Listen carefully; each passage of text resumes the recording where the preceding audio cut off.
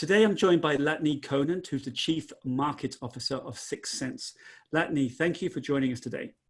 Awesome. I'm so glad to be here to talk ABM, right? That's Absolutely. what we're going to do.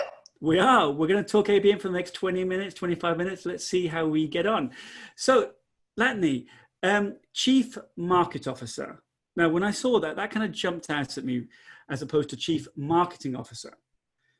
Talk us through, what was your thinking there in that deliberate choice of words? So it wasn't my original thinking.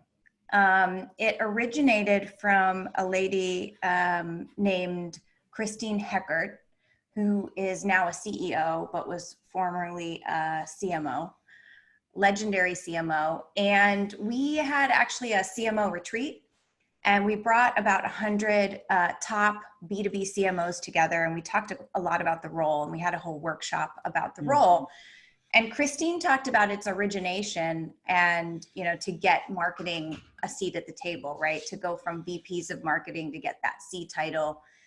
And she said, but we made a mistake by not calling it the Chief Market Officer and by calling it the Chief Marketing Officer, because the ing all of a sudden indicates tactics, website traffic, blogs, press releases. And if you think about the chief sales officer or the chief finance officer, they own their domain. They don't own a set of activities. The activities are for their domain, what the expertise they bring to the table. And ultimately, part of, I think, the challenge of the CMO is it can be a very broad role. And so I love this notion of a chief market officer, because all of a sudden it grounds you in what's most important and why originally we even have the seat at the table, which is to be the voice of the market and be the rudder that is providing the executive team, customers, partners, where we see the market going. And so I didn't change my title lightly. It took me a long time and a lot of inferiority complex to feel like I was worthy of that title, but we did a bunch of category design work and came out of it with our point of view on ABM and the ABM category and where we see it going, because we actually see a next wave or generation of ABM, which is really about orchestrated account engagement and sales and marketing. And so when we put that out, we updated our architecture, we had our category point of view. I felt I was ready and worthy of the title. So you asked for the time, I built you a clock, but that's why. Thank you. So let's just talk a little bit about 6sense. Obviously, a few days ago, we saw the news that you were named leader, actually, in the Forrester New Wave ABM Platform Report. So congratulations on that. For the audience who don't know much about 6sense, could you tell us a little bit more about the company and perhaps what makes you different? Sure. So we are an account engagement platform. And what that means is, think about the way B2B buyers buy. And majority of the buying process, as we know, depending on the stat you follow, it's anywhere from 50 to 70% anonymous, or what we at 6sense call in the dark funnel. And this is very challenging for marketing and sales professionals when our job is to engage with customers and accounts. And so the first thing that is really necessary if you want to be able to orchestrate account engagement is to be able to really shed a light on the dark funnel.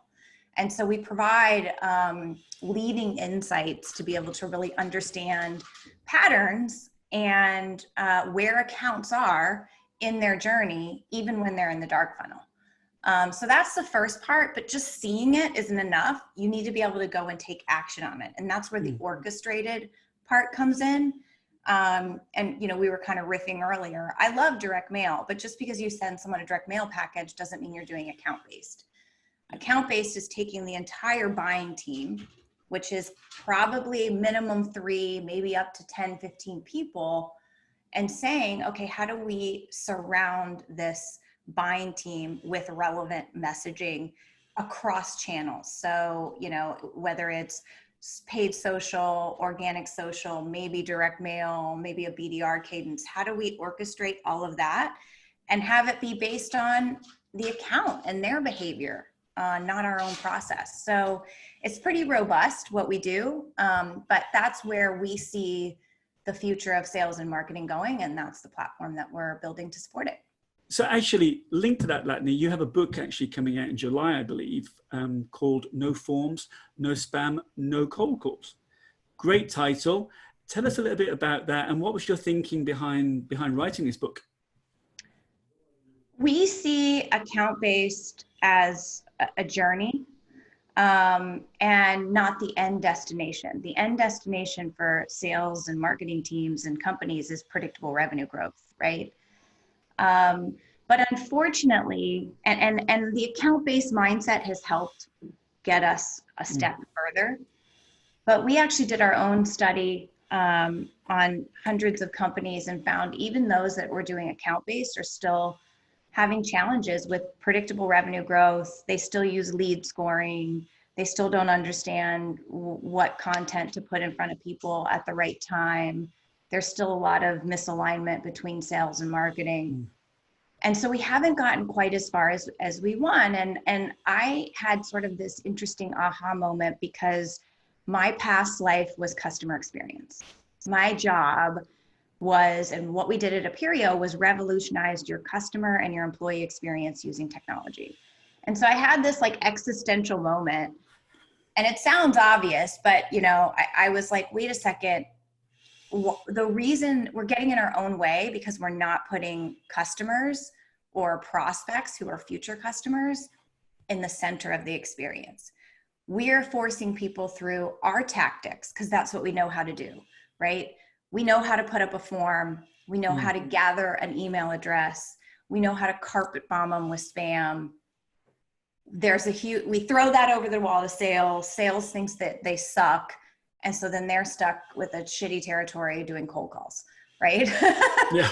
I mean, and we kind of can't get out of our own way. And there's been all this technology advancement, and some of it is just speeding up the same bad behavior. So I sort of said, man, we have this amazing opportunity, especially given that as the CMO of 6sense, I sit on top of this amazing AI insight and orchestration platform. I have so much insights and I can orchestrate different experiences.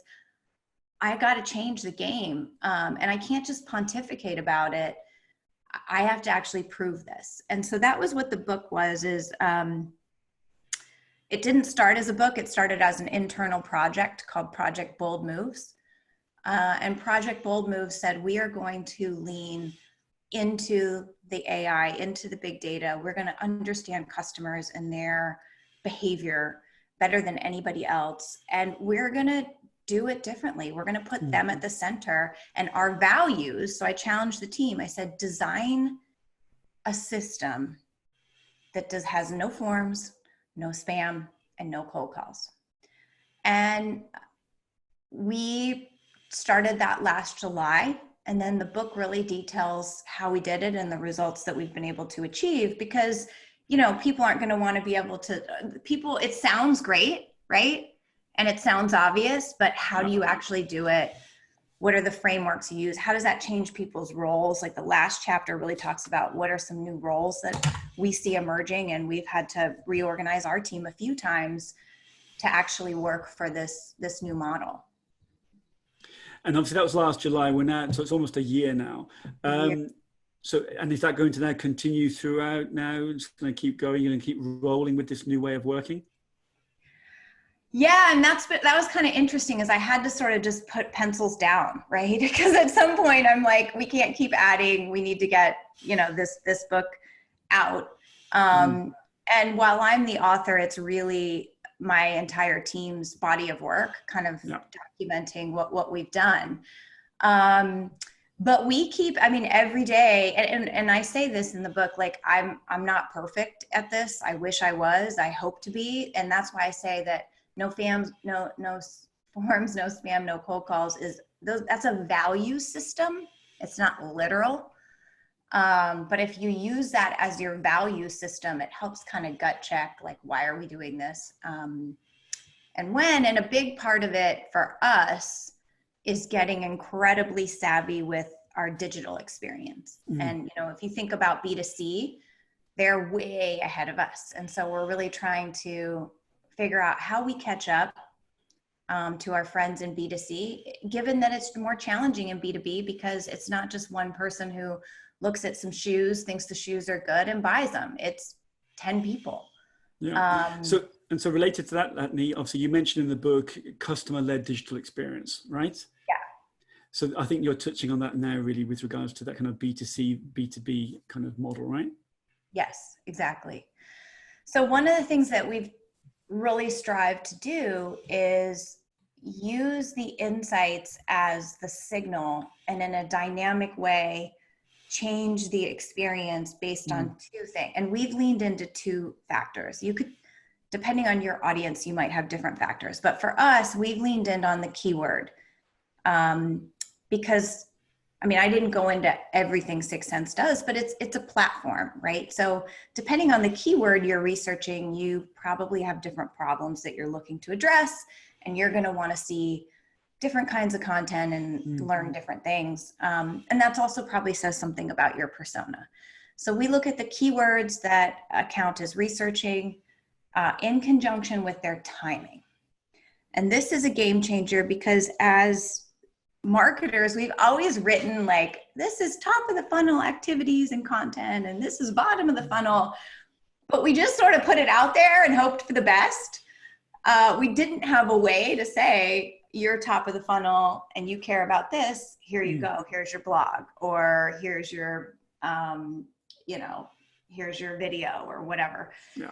And so because of our ability to take those insights and our dynamic segment capabilities that hook up to all these execution channels, we can start to do that. And so we're just adding, right now, we're just adding keywords and adding channels. So we just got something different on our website that is a reaction. So it changes the reaction based on what you've done before, for example. We got our drift bot on this system about 3 months ago. And we saw like a 130% increase in conversations because the bot's not just trying to get a meeting. You're not ready for a meeting. We can see based on your signal, you're not. And we can see this is what you care about. So the bot just serves up content and takes you to a content hub that's custom designed for you. So things like that. And so ABM, obviously it's one of the hottest topics right now in B2B marketing. Why do you think it is one of the hottest topics? I think it's one of the hottest topics because it works if done properly. It really, really works. It